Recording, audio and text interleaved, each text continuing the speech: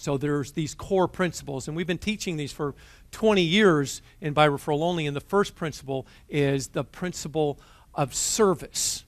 To be of service is to seek joy in adding value to other people's lives. So you know that you're serving when people are experiencing joy. When they're saying, oh, thank you. There's a sense, there's a raise in the frequency and the vibration. They feel better when they're experiencing what you have to give. And that's to be of service. And I love what Mother Teresa says. I have found the paradox that if I love until it hurts, there is no hurt, but only more love. What a wonderful thought. So a couple things I'd love you to just consider when it comes to the basic question around service. What business are you in?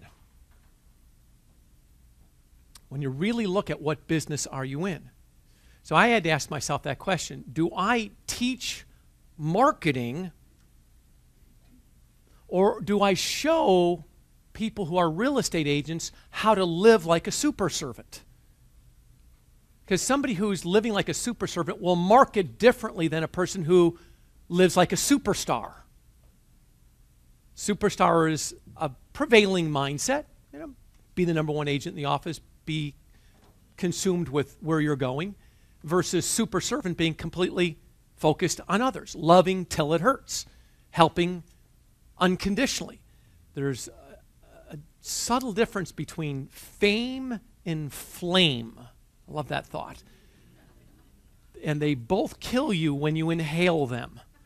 It's like either you're going to move towards being the light or you're going to be in the limelight. It's a decision you make. Am I seeking light or limelight? Am I seeking to serve or to be the star?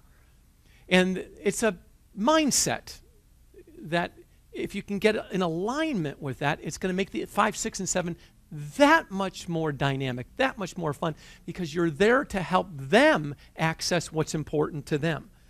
The more that we give others, the richer and the more grander and the more beautiful and the happy our own lives become. Jesus said it.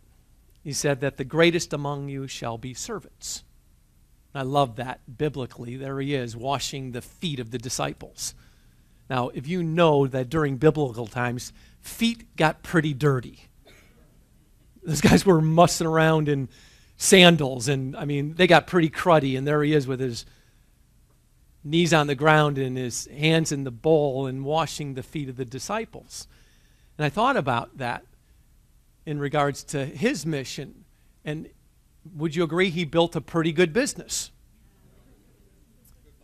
Mostly based on referrals. If you look at that context, what did he do? He went from mountain to mountain and told stories and was of service. And he got a team of people around him who would go tell the same stories. And then people would run home and go, hey, you got to go see this guy. He's going to be talking over on Mount Sinai tomorrow. And that was called a referral back then.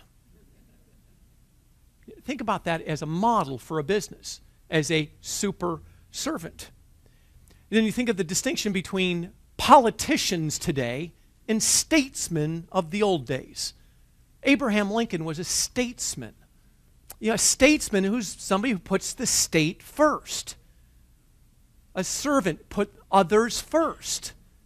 Star, it's about me, the superstar. Politician, it's about my agenda. I have an agenda for the people. So let's think of that distinction. I love what Abraham Lincoln said in his debate with Douglas. Remember, he ran against Douglas, who was at that time, I think also a congressman or a senator that was running for president against Lincoln. And they're in the debates, the great famous debate of Douglas and Lincoln. And Lincoln's famous words were, he turned to Douglas, he said, Mr. Douglas, your problem is you cannot feel the lash against another man's back. That's your problem. He says, it's not for or against slavery. What we're talking about is the lash against another man's back. I feel it, you don't. He's the one who famously said, your problem, Mr. Douglas, is not that you think about yourself. Your problem is all you do is think about yourself. And that was the end of the debate. Lincoln had a way with a few words. He could bring it home. So, a couple of thoughts that I've learned to practice in my life, and by no means am I even close to where I would choose to be, when I'm finished with this mission. But number one is to learn how to forget about yourself. Just completely forget about yourself. I have a very dear friend. He's 93, 94 years old right now, and he's got Alzheimer's. He's on his way out. But the one thing that as soon as he starts to help another person, he brings back all his faculties. They emerge completely. He's been sober in Alcoholics Anonymous for about 40 years. And when a fellow alcoholic calls up and says, hey, I need a little help, all of a sudden he's completely present. Completely there, 100%. And they hang up the phone and then he disappears. Something happens when it's time to be of service. You have access to something that you don't have when you're consumed with yourself. Not that he's consumed with himself, but he just has access to service when somebody needs help. I could call him up right now and say, hey, Milton, it's Joe, and he wouldn't remember. I'd say, hey, Milton, I need a little help. He goes, what's going on there, buddy? And then I'll share with him, and he'll say something profound. I said to him not long ago, I said, I'm having some challenges with my daughter. Help me. And he appears 100%. And he says, oh, Tracy, best thing you could do is just ask her how you could be the best father she needs. That's all. Don't give her any advice. Just ask her what kind of father does she need right now. I said, wow, that's profound. He goes, yeah. Then he goes, who's this? And he disappears. But he appears to be of service. We have access to something when it's time to be of service that we don't have access to when we're thinking about ourselves.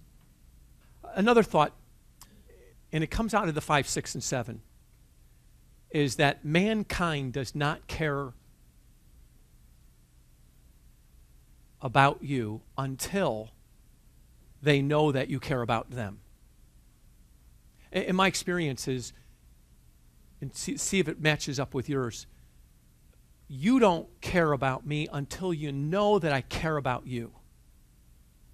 And I'd say that your clients don't care about you until they know that you care about them. And one of the ways that you care fully, not carefully like cautiously, but care fully, is access their 5, 6, and 7. That's how you care for them. That's really showing, I really care for you. And so as we look at this first principle, to be of service is to access their 5, 6, and 7. Actually, my request of you as you go out into the world, as it is my request of myself, is to be an ambassador for the mindset of being a super servant. So that's the first principle.